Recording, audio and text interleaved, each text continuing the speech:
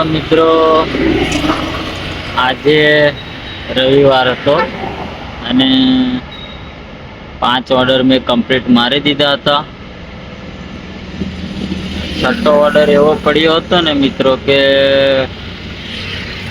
Location ઉપર જઈને મેં જોયું ત્યારે ઘર લોક હતું. એ કસ્ટમરને કોલ કર્યો, 4-5 કોલ કર્યા પણ કસ્ટમરે કંઈ રિસ્પોન્સ મને આપ્યો નહીં. તો પછી મેં રીસપોર્ટ ઉપર વાત કરવા ત્યારે રીસપોર્ટ બી કોલ લાગ્યો નહીં. ત્યારે 5 મિનિટ વેટિંગ કર્યા પછી ફરી કસ્ટમરને કોલ કર્યો ત્યારે બી કોલ ઉઠાયો નહીં અને પછી રીસપોર્ટ ઉપર વાત કરી અને કસ્ટમર ને એ લોકોએ પહેલાં ફોન કર્યો. 2-3 વાર એ લોકો પહેલાં કસ્ટમરને કોલ કર્યો. ત્યારે પછી મને એવું કે એ કોલ નહીં ઉપાડતા, એટલે મને થોડી વાર બેસવા કીધું. 10 મિનિટ મેં બેઠો. 10 મિનિટ બેઠ્યા પછી પાછો રીસપોર્ટ ઉપર ગયો. તો પછી એ લોકોને મેં વાત કરી કે એ કંઈ તમે લોકો કોલ નહીં ઉપાડતા. પછી મોસ્ટલી મારો ઓર્ડર કેન્સલ કર્યો એટલે મિત્રો મારે 13 મિનિટનું મારું વેટિંગ આવ્યું. એટલે કે કંપની બીજો કસ્ટમર ઢૂંઢે તો 13 મિનિટ બી મોસ્ટ પતી ગયું. ત્યારે પછી ઓર્ડર એક બીજો પડ્યો, ફોટો ક્લિક કરીને આપવા જવાનું.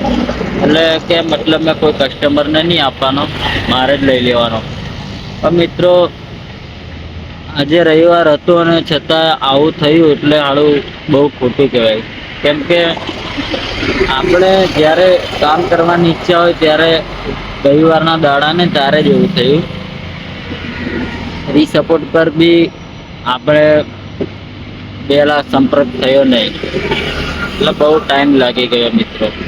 લગભગ અડધી કલાક 40 મિનિટ જેવું થયું છે. તો રવિવાર એટલે દુઃખ તો થાય જ, પણ શું કરીએ કે હવે પછી ત્યારે ઝોમેટો રાઇડરને તો મોસ્ટલી ખબર જ હોય કે અમુક વાર આવા બી ઓર્ડરો પડી જાય છે. જ્યારે આવો ઓર્ડર પડે ને તો મગજની નસો ફાટી જાય મિત્રો. એટલે ઝોમેટોની અંદર આવું બી થઈ શકે છે અમુક વાર.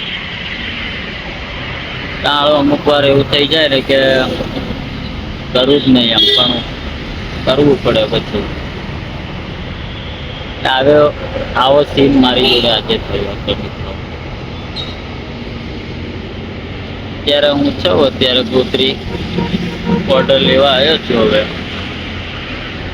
એ હવે કંઈ બીજો આવો સ્કેર ના બને તો સારું છે.